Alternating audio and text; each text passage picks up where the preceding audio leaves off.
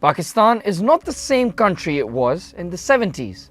Back then, a population of less than 70 million could be managed under a 4-province structure.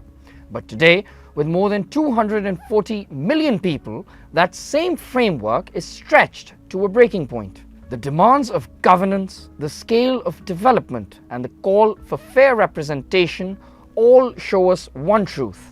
Pakistan needs a new administrative map. This is why the federal government's preparation to create 12 provinces is not just another reform. It is the biggest step in Pakistan's history toward unity, efficiency, and progress. As Akhtar Rohilla wrote in Voice of Pakistan, this is a visionary decision, one that strengthens national cohesion, improves governance, and ends the politics of division. For decades, provincial boundaries were tied to linguistic and ethnic lines, a legacy of the past. But experience has shown that overemphasis on ethnic identities in politics only hinders progress and sows unnecessary divisions. The new provincial framework moves beyond these outdated markers.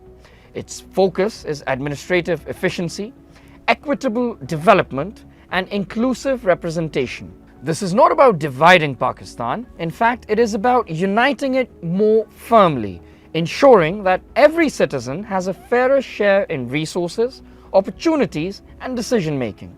It represents a stronger, modern Pakistan, ready to meet the future with confidence and cohesion. Why 12 provinces, you may ask? Well, the logic is simple. Smaller provinces mean governance closer to people, quicker decision-making, and fairer distribution of resources. Take Punjab, for instance. It has a population larger than many countries. Expecting Lahore to simultaneously address the unique needs of Bhabalpur, Rawalpindi, and Faisalabad is an unrealistic burden.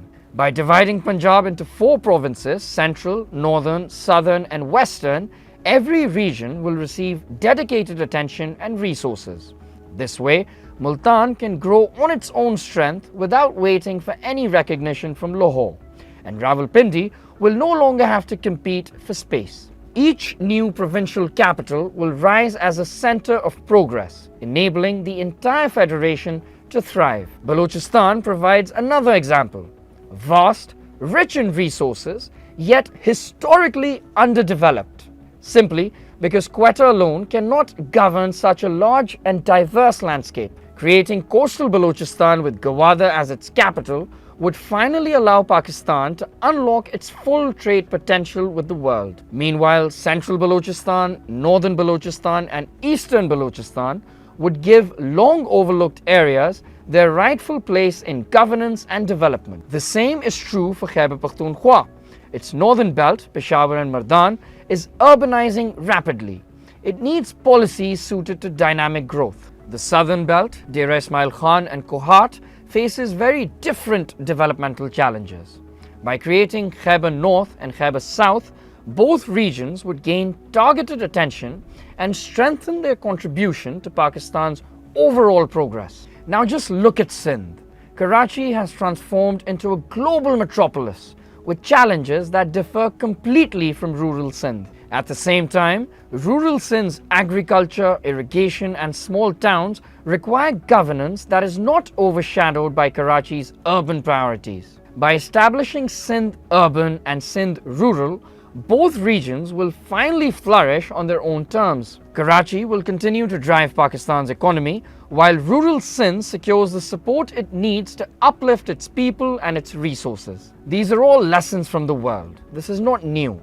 Nigeria started with 3 regions at independence in 1960.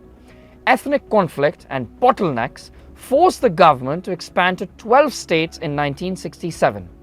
Today, however, Nigeria has 36 states. Not problem-free, but governance and resources reached even distant areas. Ethiopia too created ethnically based federal units to balance representation and centralization. Turkey and Iran expanded their systems as well. The lesson?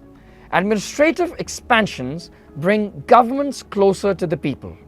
Now compare Pakistan, a population of over 250 million today, but still operating under a 4-province model designed in the 70s.